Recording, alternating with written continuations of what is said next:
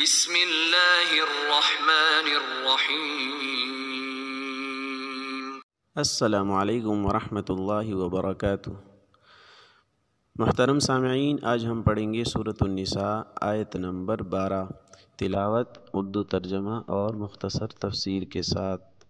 بسم اللہ الرحمن الرحیم۔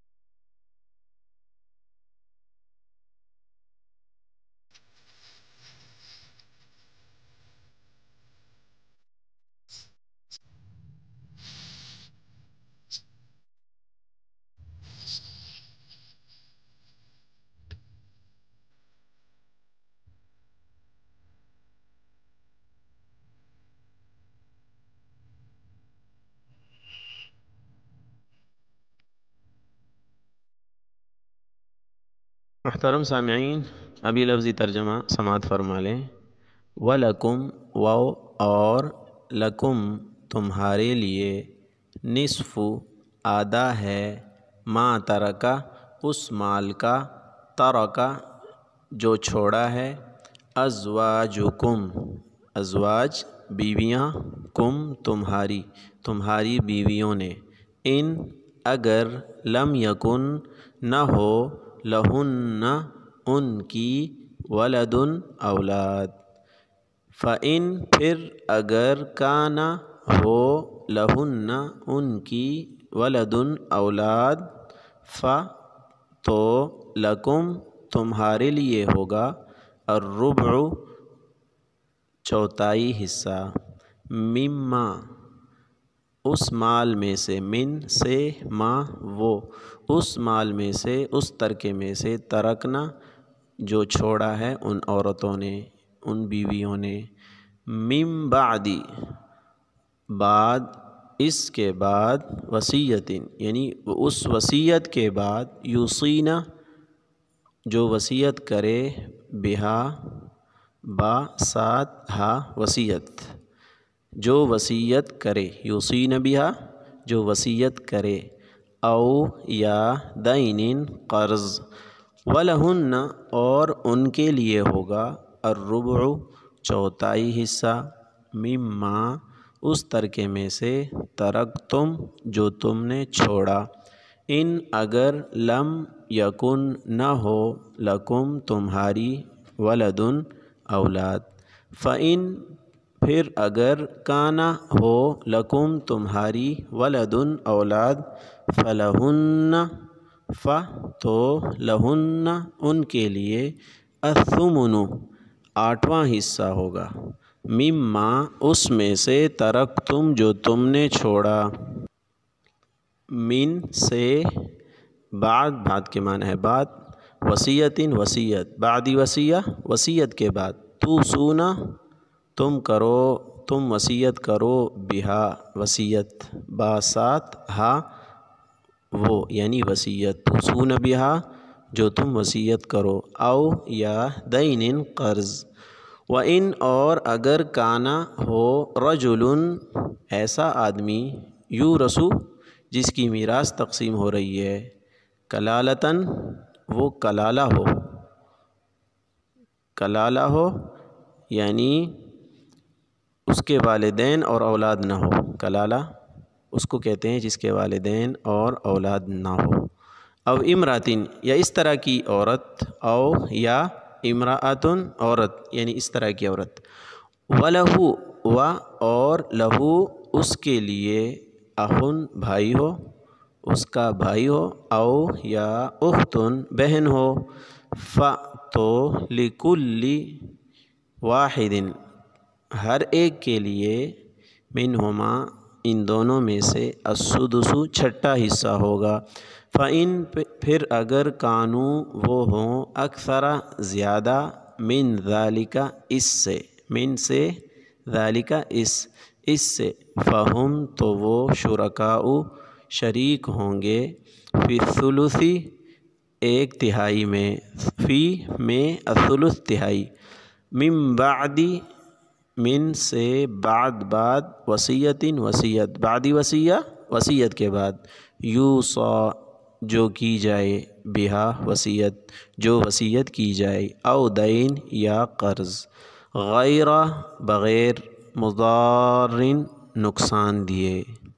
وصیتاً یہ وصیت ہے من اللہ اللہ تعالیٰ کی طرف سے، واللہ اور اللہ تعالیٰ علیم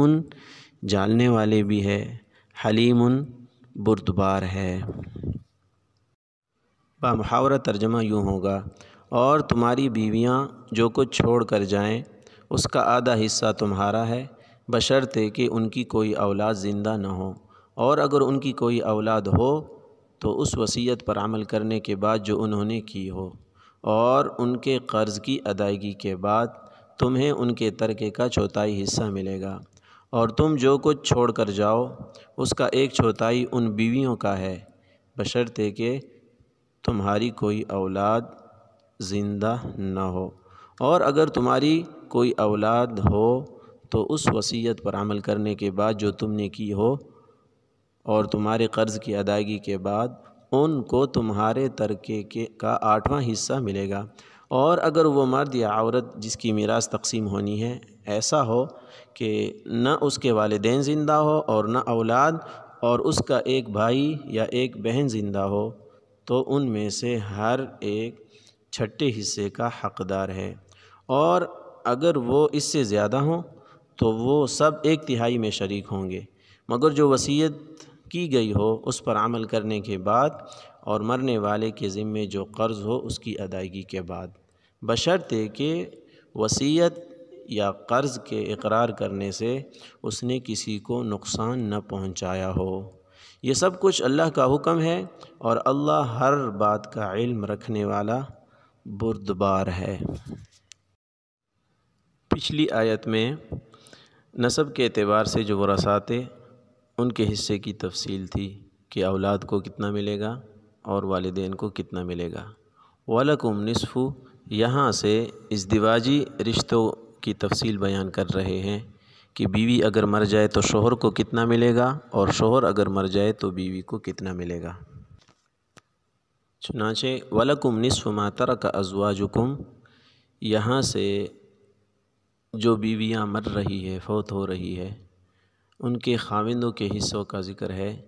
کہ اگر کسی کی بیوی فوت ہو رہی ہو تو اس کی 2 حالتیں ہوں گی۔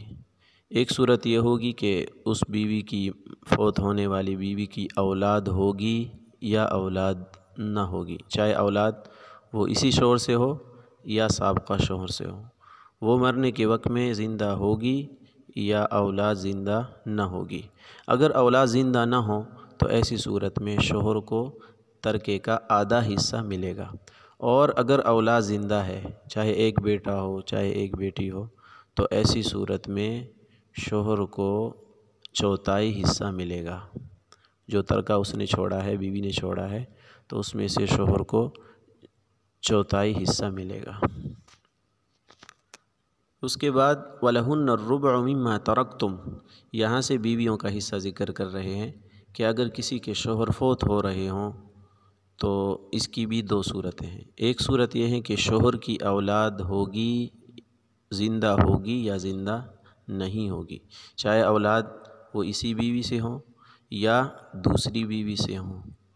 اولاد زندہ ہوگی یا نہیں۔ اگر اولاد زندہ نہیں ہے تو ایسی صورت میں بیویوں کو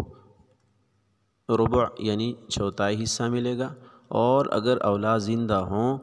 چاہے ایک ہو، بیٹا ہو یا بیٹی ہو، تو ایسی صورت میں بیویوں کو 8واں حصہ ملے گا ترکے کا۔ اور یہ جو بیویوں کو چوتھائی یا 8واں حصہ مل رہا ہے، یہ سب بیویوں میں تقسیم ہوگا۔ مثلا اگر کسی کی 4 بیویاں ہیں اور اولاد کوئی نہیں ہے تو ایسی صورت میں چوتھائی مال ان سب میں تقسیم ہوگا۔ ہر ایک کو چوتھائی نہیں ملے گا، بلکہ چوتھائی مال سب میں برابر تقسیم ہوگا۔ اسی طرح اگر 8واں حصہ مل رہا ہے اولاد ہونے کی صورت میں، تو ایسی صورت میں 8واں حصہ ان چاروں بیویوں کے اندر برابر تقسیم ہوگا۔ وَإِنْ كَانَ رَجُلٌ يُورَثُ كَلَالَةً، یہاں سے ان حصوں کی تفصیل بیان کر رہے ہیں کہ ایک آدمی فوت ہو گیا، اس کی اولاد بھی موجود نہیں ہے، اس کے والدین یعنی دادا پردادا وہ بھی موجود نہیں ہیں، تو ایسی صورت میں اس کی میراث کیسے تقسیم ہوگی؟ تو دیکھیں گے کہ اس کے بھائی بہنیں بھی موجود ہے یا بھائی بہنیں موجود نہیں ہیں۔ اگر اس کی بہن موجود ہے یا اس کا ایک بھائی موجود ہے اور وہ ماں شریک ہے، یعنی مرنے والے کا بھائی ہے لیکن ماں شریک ہے، دونوں کی ماں ایک ہے، والد ایک نہیں ہے۔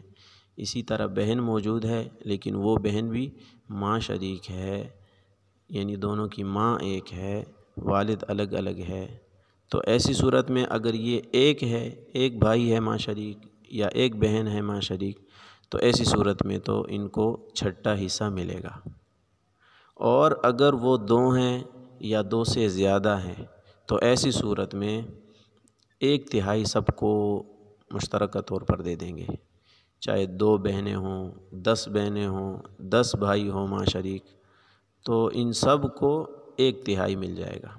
اب یہ 1/3 میں سب برابر ہوں گے، یہاں پہ وہ قاعدہ نہیں چلے گا کہ 2 عورتوں کے حصے کے بقدر مرد کو ملے گا، ایک مرد کو ملے گا، بلکہ جتنا ایک عورت کو ملتا ہے اتنا ہی ایک مرد کو عورت کو ملے گا، سب میں برابر یہ 1/3 تقسیم ہوگا۔ یہاں پہ اخن اور اختن بھائی اور بہن کا ذکر ہے، لیکن یہاں بھائی بہن سے مراد کون سے بھائی بہن ہیں؟ جو ماں شریک ہو، جو حقیقی ہے یعنی والدین دونوں کے ایک ہیں، یا صرف باپ شریک ہے، والد ایک ہے والدہ الگ ہے، تو ان کا حکم یہاں مذکور نہیں ہے۔ وہ اسی صورت کے آخر میں اللہ تعالیٰ نے تفصیل سے ذکر کیا ہے کہ اگر وہ صرف ایک بہن ہے تو اس کو آدھا حصہ ملے گا، کل مال کا آدھا، اور اگر 2 بہنیں ہیں تو 2/3 ملے گا،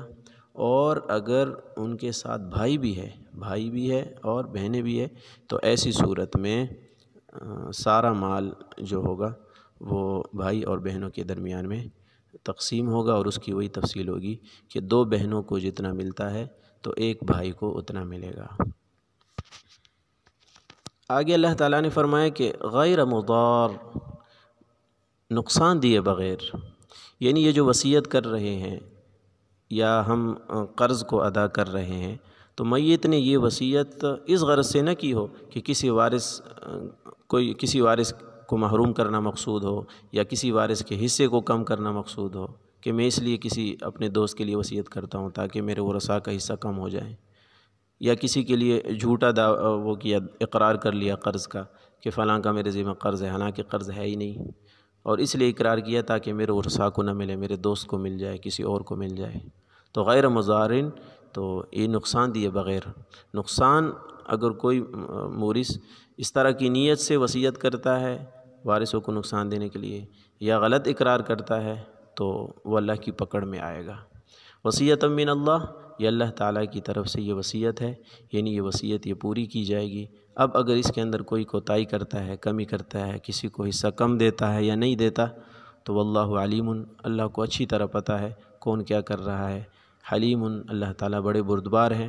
اگر دنیا کے اندر اللہ پکڑ نہ بھی کرے تو آخرت کے اندر اللہ تعالیٰ ہر ایک کو وہ حقوق پورا کا پورا، ہر ایک کے حقوق پورے کے پورے وہ دلوائیں گے دوسروں سے۔ اس آیت کا خلاصہ یہ ہے کہ اس آیت میں اللہ تعالیٰ نے 3 افراد کے حصوں کا ذکر کیا ہے، شوہر، بیوی اور ماں شریک بھائی اور بہنیں۔ پہلا حصہ شوہر کا ذکر کیا ہے کہ اگر بیوی فوت ہو جائے اور اس کی کوئی اولاد نہ ہو تو ایسی صورت میں شوہر کو آدھا حصہ ملے گا، یعنی ترکہ میں سے آدھا حصہ ملے گا، اور اگر اولاد ہو بیوی کی اولاد ہو تو ایسی صورت میں شوہر کو ترکہ میں سے چوتھائی حصہ ملے گا۔ دوسرا حصہ وہ بیوی کا ہے کہ اگر شوہر فوت ہو جائے اور شوہر کی کوئی اولاد نہ ہو تو ایسی صورت میں بیوی کو چوتھائی حصہ ملے گا، اور اگر اولاد ہوں تو ایسی صورت میں بیوی کو 8واں حصہ ملے گا۔ تیسرا حصہ ماں، شریک بھائی اور بہن کا ہے کہ اگر ایک ہوں تو ایسی صورت میں ان کو چھٹا حصہ ملے گا، اور اگر 2 ہوں یا 2 سے زیادہ ہوں تو ایسی صورت میں 1/3 سب کو ملے گا، یعنی 1/3 سب میں برابر تقسیم ہوگا۔ وآخر دعوانا ان الحمد للہ رب العالمین۔ السلام علیکم ورحمۃ اللہ وبرکاتہ۔